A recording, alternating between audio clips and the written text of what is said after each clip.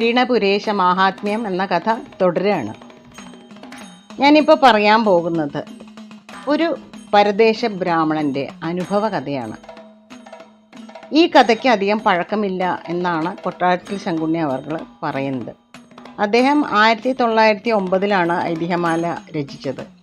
അതിന് ഏകദേശം ഒരു 50-60 കൊല്ലം മുമ്പ് നടന്ന ഒരു കഥയാണ് എന്ന് അദ്ദേഹം ഇതിൽ സൂചിപ്പിക്കുന്നുമുണ്ട്.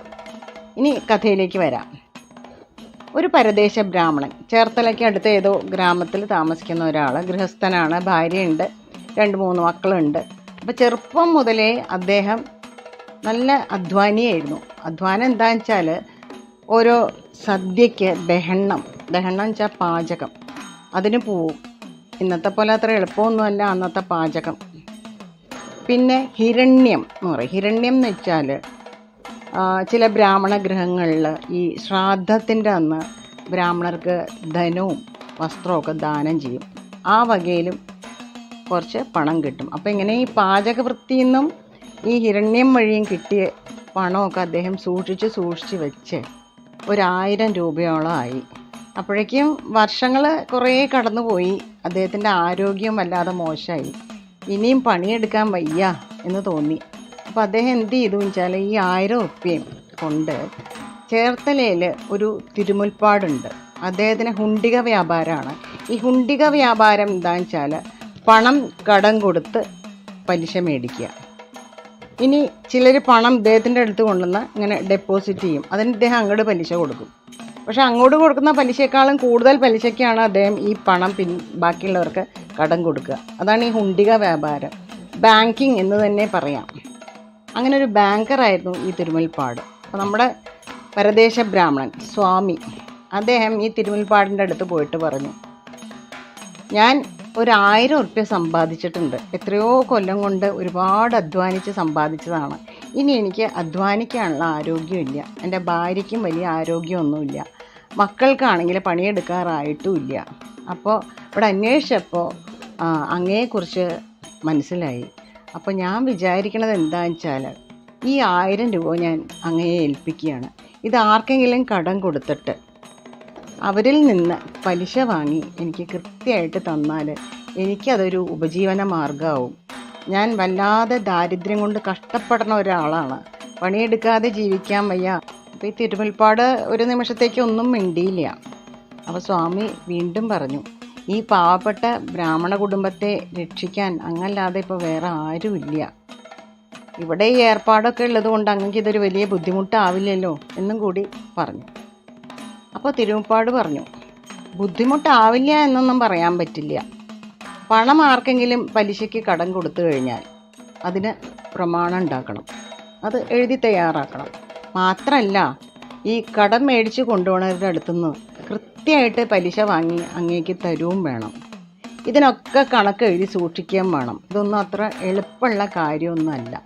പിന്നെന്താ വെച്ചാൽ ചിലർക്ക് കൊടുത്തിട്ട് പലിശയുമില്ല മുതലും ഇല്ല എന്നൊക്കെ ആയാൽ പിന്നെ അന്യായം കൊടുത്ത് അത് ഈടാക്കേണ്ടതായിട്ടും വരും. അതിനൊക്കെ കുറേ പാഴ്ചിലവും വന്നുകൂടും. ഇനിയിപ്പോൾ പണം പലിശയ്ക്ക് വാങ്ങാൻ ആരും വന്നില്ലെങ്കിലോ? അപ്പോൾ സ്വാമിയുടെ പണം എൻ്റെ പെട്ടിയിലിരിക്കും. അപ്പോഴും ഞാൻ സ്വാമിക്ക് പലിശ തരണ്ടേ? അതെനിക്ക് വലിയ നഷ്ടം ഉണ്ടാക്കും. ഇങ്ങനെയൊക്കെയാണ് കാര്യങ്ങൾ. പക്ഷേ സ്വാമി ഇവിടെ വന്നൊരു കാര്യം അപേക്ഷിച്ചിട്ട് അത് ഞാൻ നിരസിക്കുക എന്ന് പറഞ്ഞാൽ അതും കഷ്ടമാണല്ലോ. അതിനാൽ ഞാനൊരു കാര്യം പറയാം. ആണ്ടിലൊരിക്കൽ വന്ന് പലിശ കൊണ്ടുപോവുക. അത് 60 രൂപ വെച്ച് തരാൻ ഞാൻ തയ്യാറാണ്. അതിന് സമ്മതമാണെങ്കിൽ പണം ഇവിടെ വയ്ക്കാം. ഇനിയിപ്പോൾ ആരും കൊണ്ടുപോയില്ല എന്ന് വെച്ചാൽ പണം ഇവിടെ ഇരുന്ന് പോയാൽ തന്നെ ഞാൻ എൻ്റെ കയ്യിൽ നിന്ന് ഞാൻ ആ പലിശ തന്നേക്കാം. ഒരു ബ്രാഹ്മണ കുടുംബത്തിൻ്റെ നന്മയ്ക്കായിട്ട് അല്പസ്വല്പം ബുദ്ധിമുട്ട് സഹിക്കാൻ ഞാൻ തയ്യാറാണ്. അതൊരു വലിയ കാര്യമായിട്ട് ഞാൻ വിചാരിക്കുന്നില്ല. ഇനിയിപ്പോൾ അഥവാ സ്വാമിക്ക് ഞാൻ പറഞ്ഞ പലിശ സമ്മതമല്ല വെച്ചാൽ സ്വാമിയുടെ പണം ഇവിടെ വേണ്ട, അത് വേറെ എവിടെയെങ്കിലും കൊണ്ടുപോയി കൊടുത്തോളൂ. കൂടുതൽ പലിശ കിട്ടിയാൽ എനിക്കും സന്തോഷമാണ്, സ്വാമിക്ക് കുറച്ച് കൂടുതൽ പലിശ കിട്ടണത് എന്നും പറഞ്ഞു. പാവം സ്വാമി എന്ത് പറയാനാണ്? പലിശ സ്വല്പം കുറഞ്ഞാലും മുതലിന് യാതൊരു ദോഷവും വരികയില്ലല്ലോ എന്നാണ് ആ സാധു ചിന്തിച്ചത്. അദ്ദേഹം പണം തിരുമുൽപ്പാടിനെ ഏൽപ്പിച്ചു. തിരുമുൽപ്പാട് അത് എണ്ണി നോക്കി. കൃത്യം 1000 രൂപയുണ്ട്. അത് എടുത്തു വെച്ചിട്ട് ഒരു പ്രമാണം എഴുതിയിട്ട് ഈ സ്വാമിക്ക് കൊടുത്തു. ഈ സാധു ബ്രാഹ്മണൻ ആ പ്രമാണവും വാങ്ങിക്കൊണ്ട് സ്വദേശത്തേക്ക് മടങ്ങിപ്പോയി. ഒരാണ്ട് തികഞ്ഞപ്പോൾ ഈ സ്വാമി ചേർത്തല വന്ന് തിരുമുൽപ്പാടിനെ കണ്ടു. തിരുമുൽപ്പാട് അപ്പം തന്നെ ഈ പലിശ വക 60 രൂപ എണ്ണിക്കൊടുത്തു. സ്വാമി ഒരു രസീതും എഴുതി കൊടുത്തു. സന്തോഷമായിട്ട് ആ പൈസയും കൊണ്ട് അദ്ദേഹം മടങ്ങിപ്പോയി. ഇങ്ങനെ 5-6 ആണ്ട് കഴിഞ്ഞു പോയി. അപ്പോൾ ഈ പ്രമാണം കാലഹരണപ്പെടാറായി. അപ്പോൾ സ്വാമി എടുത്ത് നോക്കിയപ്പോൾ ഒരു ദിവസവും കൂടിയേ ഉള്ളൂ. അപ്പോൾ ഇക്കുറി എന്നാൽ പ്രമാണം ഒന്ന് പുതുക്കി എഴുതണം എന്ന് പറഞ്ഞിട്ട് ഇതും കൊണ്ടിട്ടാണ് അദ്ദേഹം ചേർത്തലയ്ക്ക് പോയത്. പ്രമാണം കാലഹരണപ്പെടുന്നതിൻ്റെ തലേ ദിവസം തന്നെ അദ്ദേഹം തിരുമുൽപ്പാടിൻ്റെ വീട്ടിലെത്തി. അപ്പോൾ തിരുമുൽപ്പാട് ചോദിച്ചു, എന്താ സ്വാമി എന്ന് ചോദിച്ചു. അപ്പോൾ പറഞ്ഞു, ഇങ്ങനെ നമ്മുടെ പ്രമാണം നാളെ കാലഹരണപ്പെടുകയാണ്, അതൊന്ന് പുതുക്കി എഴുതണം. അങ്ങയിൽ വിശ്വാസമില്ലാഞ്ഞിട്ടൊന്നുമല്ല, അങ്ങ് വളരെ നേരസ്ഥനാണെന്നും സാത്വികനാണെന്നും ഒക്കെ എനിക്കറിയാം. പക്ഷേ മനുഷ്യാവസ്ഥയല്ലേ, അതുകൊണ്ട് എല്ലാത്തിനും കൃത്യമായിട്ടുള്ള ഒരു രേഖ ഉണ്ടാവുന്നതല്ലേ നല്ലത് എന്ന് ചിന്തിച്ചത് കൊണ്ട് മാത്രമാണ് ഞാനിങ്ങനെ ആവശ്യപ്പെടുന്നത്. ഞാനൊരു ദരിദ്രനും ഇതല്ലാതെ എനിക്ക് വേറൊരു മാർഗവും ഇല്ല എന്ന് അങ്ങേക്ക് അറിയാവുന്ന കാര്യമല്ലേ എന്ന് പറഞ്ഞു. അപ്പോൾ തിരുമുൽപ്പാട് പറഞ്ഞു, പ്രമാണം നാളെ കാലഹരണപ്പെടുകയാണെന്നുള്ള കാര്യം എനിക്ക് നല്ല ഓർമ്മയുണ്ട്. പക്ഷേ അത് പുതുക്കാനും അങ്ങേക്കിങ്ങനെ പലിശ തന്നുകൊണ്ടിരിക്കാനും ഒക്കെ എനിക്കിനി സാധിക്കില്ല. എന്താ വെച്ചാൽ ഇവിടെ ഈ കൊടുക്കൽ വാങ്ങൽ ഏർപ്പാടൊക്കെ ഞാൻ നിർത്തുകയാണ്. അങ്ങേക്ക് തരാനുള്ള മുതലും ഒരാണ്ടത്തെ പലിശയും ഒക്കെ നാളെ രാവിലെ വന്നാൽ തന്നേക്കാം. പണമൊക്കെ ഇവിടെ തയ്യാറുണ്ട്. ഒരു 100-150 രൂപ കുറവുണ്ട്, അത്രയേ ഉള്ളൂ. അത് ഒരാൾ എനിക്ക് 500 രൂപ കൊണ്ട് തരാനുണ്ട് പലിശ ഇനത്തിൽ. അയാളത് നാളെ രാവിലെ കൊണ്ടുവന്ന് തരാമെന്നാണ് പറഞ്ഞിരിക്കുന്നത്.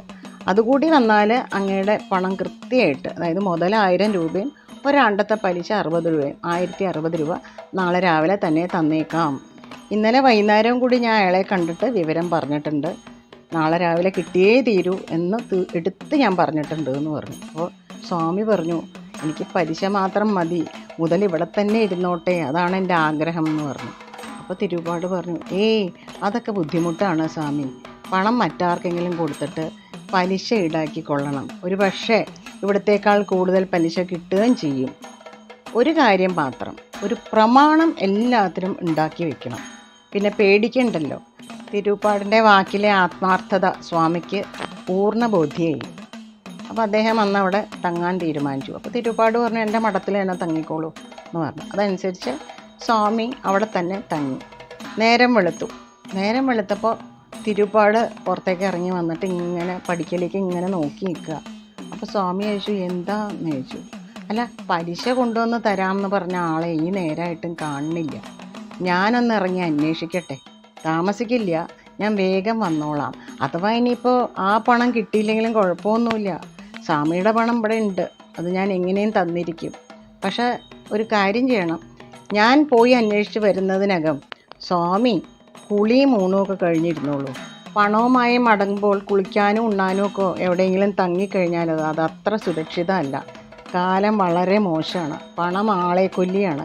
എന്തെങ്കിലും അബദ്ധം പറ്റിയാൽ പിന്നെ പറഞ്ഞിട്ട് കാര്യമില്ല, സൂക്ഷിച്ചാൽ ദുഃഖിക്കേണ്ടല്ലോ എന്നൊക്കെ വലിയ വർത്തമാനമൊക്കെ പറഞ്ഞിട്ട് ഈ തിരുമുൽപ്പാട് അവിടെ നിന്ന് ഇറങ്ങിപ്പോയി.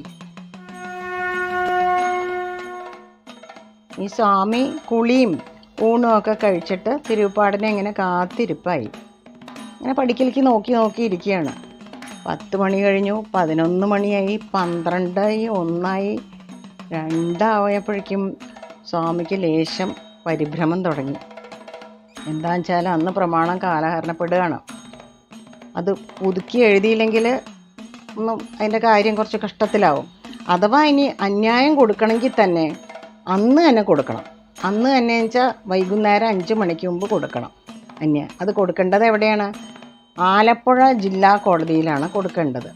ഈ ചേർത്തലയിൽ നിന്ന് ആലപ്പുഴ എത്തി കച്ചേരി പിരിയും മുമ്പ്, കച്ചേരി പിരിയണത് 5 മണിക്കാണ്, അതിനു മുമ്പ് അന്യായമൊക്കെ എഴുതി കൊടുക്കാൻ പറ്റുമോ എന്നൊക്കെ ആലോചിച്ചപ്പോൾ സ്വാമി ആകെ പരിഭ്രാന്തിയിലായി. അദ്ദേഹം വല്ലാതെ വ്യസനിച്ചു. എങ്കിലും പരിഭ്രമമൊന്നും പുറത്ത് കാട്ടാണ്ട് ധൈര്യം അവലംബിച്ചിങ്ങനെ ഇരുന്നു. ഏകദേശം 3 മണിയായപ്പോൾ തിരുമുൽപ്പാട് കയറി വന്നു. വിശർത്തൊലിച്ചിങ്ങനെ കയറി വരിക. അദ്ദേഹം കുളിച്ചിട്ടുണ്ടായിരുന്നില്ല, ഉണ്ടിട്ടുണ്ടായിരുന്നില്ല. അതുകൊണ്ട് വന്ന ഉടനെ വീട്ടിൻ്റെ അകത്തേക്ക് അങ്ങോട്ട് കയറിപ്പോയി. കുളിക്കുകയും ഉണ്ണുമൊക്കെ വേണമല്ലോ. ഇദ്ദേഹം ഈ സ്വാമി അവിടെ ഇങ്ങനെ ക്ഷമാപൂർവ്വം കാത്തിരുന്നു. തിരുപ്പാടകത്ത് ചെന്നു. കുളിയും ഊണുമൊക്കെ കഴിഞ്ഞു. പുറത്തേക്ക് വന്നപ്പോൾ മണി 4:30 അപ്പോൾ തിരുപ്പാട് പുറത്ത് കാത്തിരിക്കുന്ന സ്വാമിയുടെ അടുത്ത് വന്ന് സംസാരിച്ചു. പണത്തിനായി ഓടി നടന്നതുകൊണ്ട് കുളിയും ഊണും ഒക്കെ അമാന്തിച്ചു. ഇന്നേ വരെ ഞാൻ ഇത്രത്തോളം കഷ്ടപ്പെട്ടിട്ടില്ല. എങ്കിലും കുഴപ്പമൊന്നുമില്ല. ഇപ്പോൾ ഏതായാലും സന്ധ്യ ആവാറായി. നാളെ രാവിലെ സ്വാമിയുടെ ഇടപാട് തീർത്തേക്കാം. ഇന്നും കൂടി ഇവിടെ താമസിച്ചോളൂ എന്ന് പറഞ്ഞു. സ്വാമി അന്നും തിരുപ്പാടിൻ്റെ മഠത്തിൽ താമസിച്ചു. പിറ്റേന്ന് രാവിലെ ഉണർന്ന ഉടനെ തിരുപ്പാട് പുറത്തേക്ക് വന്നിട്ട് നേരെ സ്വാമിയോട് ചോദിച്ചു, എവിടെയാ പ്രമാണം, ഇങ്ങോട്ട് എടുക്കൂ നോക്കട്ടെ എന്ന് പറഞ്ഞു. സ്വാമി വേഗം പ്രമാണം എടുത്ത് കൊടുത്തു. ഈ തിരുപ്പാട് പ്രമാണം ഇങ്ങനെ വായിച്ചു നോക്കി. ഏയ്, ഇത് കാലഹരണം വന്നൂലോ. കാലഹരണം വന്ന പ്രമാണത്തിന് പണം കൊടുക്കുന്ന പതിവൊന്നും ഇവിടെ ഇല്ല. ഇതെനിക്കും ആരും തരാറുമില്ല. അതിനാൽ പണത്തിനായി ഇനി സ്വാമി ഇവിടെ നിൽക്കണം എന്നില്ല. അങ്ങേക്ക് മടങ്ങാം എന്ന് പറഞ്ഞു. സ്വാമി ഒന്ന് അന്താളിച്ചു. എങ്കിലും അദ്ദേഹം വിചാരിച്ചു തിരുപ്പാട് തമാശ പറയണതായിരിക്കും എന്ന് വിചാരിച്ചു. അപ്പോൾ അദ്ദേഹം പറഞ്ഞു, ഏയ് അങ്ങ് നേരം പോക്ക് പറയാണ്. ഇനിയും ഇവിടെ താമസിക്കാൻ എനിക്ക് നിവൃത്തിയില്ല. നേരം പുലർന്നു കഴിഞ്ഞു. പണം തന്ന് എന്നെ അയക്കണം എന്ന് വളരെ വിനീതനായിട്ട് പറഞ്ഞു. ഉടനെ തിരുപ്പാട് വളരെ ഗൗരവത്തിൽ പറയാം, ഇനിയും അങ്ങ് ഇവിടെ താമസിക്കണമെന്ന് എനിക്ക് ഒരു നിർബന്ധമില്ല. അങ്ങ് ഇവിടെ നിൽക്കരുതെന്ന് തന്നെയാണ് ഞാൻ പറയുന്നത്. സ്വാമിയുടെ പ്രമാണം ഇന്നലെ കാലഹരണപ്പെട്ട് കഴിഞ്ഞു. കാലഹരണം വന്ന പ്രമാണപ്രകാരമുള്ള പണം തരാൻ ഞാൻ തയ്യാറല്ല. സ്വാമിക്ക് പോകാം എന്ന് കുറച്ച് ധിക്കാരത്തോടു കൂടി തന്നെ പറഞ്ഞു.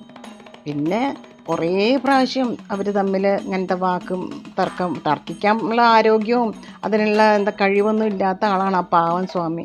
അദ്ദേഹം അപേക്ഷിച്ച് നോക്കി കുറേ പ്രാവശ്യം, എങ്ങനെയെങ്കിലും എനിക്ക് തരണം, എനിക്ക് വേറെ വഴിയില്ല എന്നൊക്കെ പറഞ്ഞിട്ടൊന്നും ഈ ചതിയനും അയാളെ മനസ്സ് അലിവില്ലാത്തവനുമായ തിരുപ്പാട് അത് കൊടുക്കാൻ തയ്യാറായില്ല.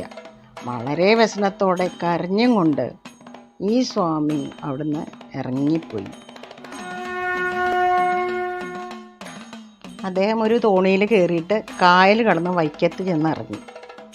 വൈക്കത്ത് ചെന്ന ഉടനെ കുളിയും നിത്യകർമ്മമൊക്കെ കഴിച്ചിട്ട് നേരെ മഹാദേവ ക്ഷേത്രത്തിലേക്ക് അങ്ങോട്ട് ചെന്നു. മണ്ഡപത്തിൽ കയറിയിരുന്ന് കണ്ണീരോടെ ഭഗവാനെ പ്രാർത്ഥിച്ച് ഇങ്ങനെ ജപിച്ചു കൊണ്ടിരുന്നു. കുറേ നേരം കഴിഞ്ഞു. അവിടെയുള്ള ആളുകൾ വന്ന് നമസ്കാര സദ്യ തയ്യാറായിട്ടുണ്ട്, ഊണ് കഴിക്കാൻ വരണം എന്ന് പറഞ്ഞ് വിളിച്ചു.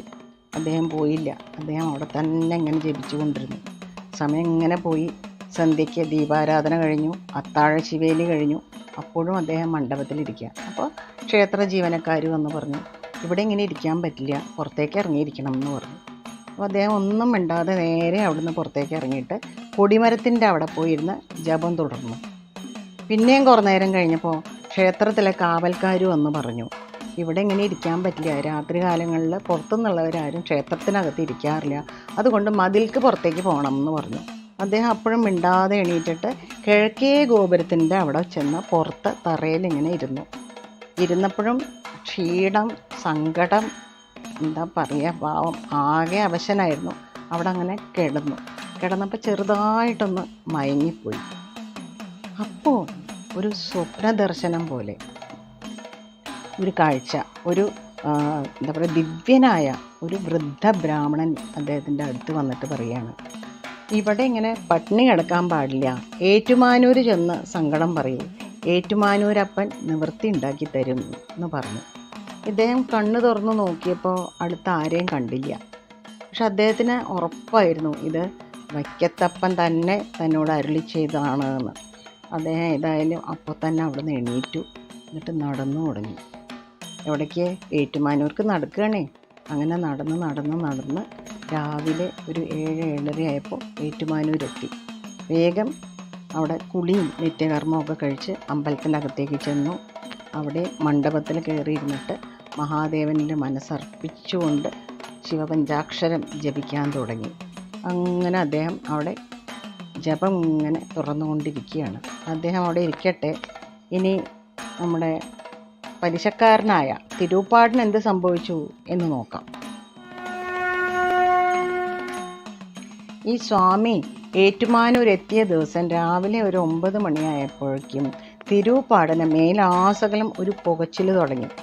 മുളകരച്ച് തേച്ചതുപോലെയോ ഉമിത്തിയിൽ കിടത്തിയതുപോലെയോ ഒക്കെയുള്ളൊരു പുകച്ചിലാണ്. അത് അനുനിമിഷം ഇങ്ങനെ കൂടി വന്നിട്ട് അദ്ദേഹത്തിന് ഇരിക്കാനും വയ്യ, നിൽക്കാനും വയ്യ, കിടക്കാനും വയ്യ, കുളിക്കാനും വയ്യ, കിടന്ന് ഓടലും പാച്ചിലും ഒക്കെ ആകെ വെപ്രാളം. കുറേ വൈദ്യന്മാരെ വരുത്തി ചികിത്സ ചെയ്തു നോക്കി, മന്ത്രവാദികളെ വരുത്തി മന്ത്രവാദം ചെയ്തു നോക്കി, എന്നിട്ടൊന്നും യാതൊരു കുറവും ഉണ്ടായില്ല. അത് കൂടി വരുമല്ലാണ്ട് കുറയുന്നതിന് യാതൊരു ലക്ഷണവും ഇല്ല. അപ്പോൾ എന്ത് ചെയ്തു വെച്ചാൽ, പ്രസിദ്ധനായിട്ടൊരു ജ്യോത്സ്യനുണ്ട് അവിടെ, കായിക്കര മേനോൻ എന്ന് പറഞ്ഞിട്ട്, അദ്ദേഹത്തെ വിളിച്ചു വരുത്തി പ്രശ്നം വെപ്പിച്ച് നോക്കി. അപ്പോഴാണ് കാര്യം മനസ്സിലായത്. ധനവിഷയമായിട്ട് ഒരു ബ്രാഹ്മണൻ ശപിച്ചിരിക്കുന്നു എന്നും അയാൾ ഏറ്റുമാനൂരപ്പനെ ശരണം പ്രാപിച്ചിരിക്കുകയാണെന്നും ഏറ്റുമാനൂരപ്പൻ്റെ കോപം കൊണ്ടാണ് ഈ അസ്വസ്ഥത ഉണ്ടായിരിക്കുന്നതും എന്നാണ് പ്രശ്നത്തിൽ വിധിച്ചത്. അപ്പോൾ തിരുപ്പാട് ചോദിച്ചു, ഇതിന് പ്രതിവിധി ഇല്ലേ എന്ന് ചോദിച്ചു. അപ്പോൾ മേനോൻ പറഞ്ഞു, പ്രതിവിധി ഉണ്ട്. ആ ബ്രാഹ്മണന് കൊടുക്കാനുള്ളത് അദ്ദേഹത്തിന് കൊടുത്ത് ക്ഷമായാചനം ചെയ്ത് അദ്ദേഹത്തെ നമസ്കരിക്കുക. അത്രയും തന്നെ തുക ഏറ്റുമാനൂരപ്പനും കൊടുക്കുക. അപ്പോൾ ഈ അസുഖം ഭേദാവും എന്ന് പറഞ്ഞു. തിരുപ്പാട് അപ്പം തന്നെ 1100 രൂപ വെച്ച് 2 കിഴിയിലാക്കി എടുത്തിട്ട് ഒരു തോണിയിൽ കയറിയിട്ട് പുറപ്പെട്ടു. അത് തോണി ചെന്ന് അതിരമ്പുഴ എന്നുള്ള സ്ഥലത്ത് ഇറങ്ങി. അവിടുന്ന് കരയ്ക്ക് ഇറങ്ങിയിട്ട് ഏറ്റുമാനൂർക്ക് നടന്നു. അമ്പലം എത്തിയപ്പോൾ അവിടെ വേഗം കുളത്തിൽ കുളിച്ച് അമ്പലത്തിൻ്റെ അകത്തേക്ക് കയറി. അവിടെ കയറിയപ്പോൾ മണ്ഡപത്തിൽ ഉത്തമർണനായ ആ ബ്രാഹ്മണൻ ഇരുന്ന് ജപിക്കുന്നത് കണ്ടു. നേരെ അദ്ദേഹത്തിൻ്റെ മുമ്പിൽ ചെന്ന് ഒരു കിഴി അദ്ദേഹത്തിൻ്റെ പാദത്തിൻ്റെ അവിടെ വെച്ച് ക്ഷമായാചനത്തോടുകൂടി നമസ്കരിച്ചു. മറ്റേ കിഴിയിലുള്ള പണം ഭഗവാന്റെ ഭണ്ഡാരത്തിലിടുകയും ചെയ്തു. അത്ഭുതം പോലെ ആരോ പിടിച്ചു നിർത്തിയ കണക്കെ അദ്ദേഹത്തിൻ്റെ ദേഹത്തെ പുകച്ചിലും എരിച്ചിലും ഒക്കെ അങ്ങോട്ട് മാറി, സമാധാനമായി. ബ്രാഹ്മണൻ ആനന്ദക്കണ്ണീരോടെ ഈ കിഴി അങ്ങോട്ട് അഴിച്ചു നോക്കി. അതിൽ 1100 രൂപയുണ്ട്. അദ്ദേഹം 1000 രൂപ എണ്ണിയെടുത്ത് മടിച്ചീലയിൽ വെച്ചു. 100 രൂപ ഭഗവാന്റെ ഭണ്ഡാരത്തിലിട്ടു. പിന്നെ സ്വാമിയും തിരുപ്പാടും കൂടി ചെന്ന് നമസ്കാര സദ്യയൊക്കെ ഊണ് കഴിച്ചിട്ട് തിരികെ ക്ഷേത്രത്തിൽ വന്നു. എന്നിട്ട് വീണ്ടും ഭഗവാനെ നമസ്കരിച്ചിട്ട് രണ്ടാളും അവനവൻ്റെ ദേശത്തേക്ക് മടങ്ങി. 1060 രൂപ കൊടുക്കേണ്ടടുത്ത് കൊടുക്കാതിരുന്ന തിരുപ്പാടിന് 1140 രൂപ നഷ്ടമുണ്ടായി. കൊടുക്കേണ്ടത് കൊടുപ്പിച്ച ഏറ്റുമാനൂർ മഹാദേവന് 1200 രൂപ ലാഭവുമായി. ഇങ്ങനെയൊക്കെയാണ് ഏറ്റുമാനൂരപ്പൻ്റെ മാഹാത്മ്യങ്ങൾ. പിന്നീട് ഈ ക്ഷേത്രം തിരുവിതാംകൂർ സർക്കാർ ഏറ്റെടുത്തു. അതോടുകൂടി ഇവിടെ നിത്യദാനത്തിനുള്ള ചിലവുകൾക്കൊക്കെ ഉണ്ടായിരുന്ന പതിവുകളിൽ ചില വ്യത്യാസമൊക്കെ വന്നു. പക്ഷേ ദേവൻ്റെ മാഹാത്മ്യത്തിനും നിറസാന്നിധ്യത്തിനും യാതൊരു വ്യത്യാസവും വന്നിട്ടില്ല. ഇന്നും ധാരാളം ഭക്തജനങ്ങൾ ഏറ്റുമാനൂരപ്പനെ തൊഴാൻ വേണ്ടിയിട്ട് ഇവിടെ നിത്യവും വന്നു പോകാറുണ്ട്. ഇത്രയും പറഞ്ഞുകൊണ്ട് പുരുഹരിണപുരേശ മാഹാത്മ്യം എന്ന കഥ ഇവിടെ പൂർത്തിയാക്കുന്നു. നന്ദി, നമസ്കാരം.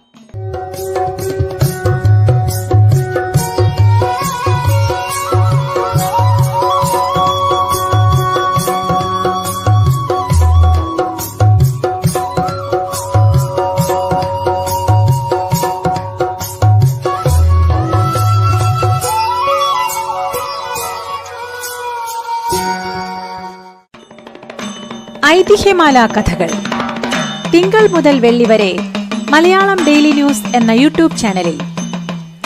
ഐതിഹ്യമാല കഥകൾ കൂടാതെ മലയാളത്തിലെ പ്രശസ്തരായ എഴുത്തുകാരുടെ കഥകൾ ഉൾപ്പെടുത്തിയ വായനാലോകം, ഭാഗവതത്തിലെ സമ്പൂർണ്ണ കഥകൾ, മോട്ടിവേഷണൽ കഥകളുമായി ശുഭദിനവും ശുഭരാത്രിയും, പ്രതിദിന വാർത്തകൾ എന്നിവ സ്ഥിരമായി ലഭിക്കാൻ മലയാളം ഡെയിലി ന്യൂസ് എന്ന യൂട്യൂബ് ചാനൽ സബ്സ്ക്രൈബ് ചെയ്യുക. നോട്ടിഫിക്കേഷനായി ബെല്ലൈക്കൺ അമർത്തുക. ഡെയിലി ന്യൂസ്, വിരൽ തുമ്പിൽ വിരിയുന്ന വിസ്മയം.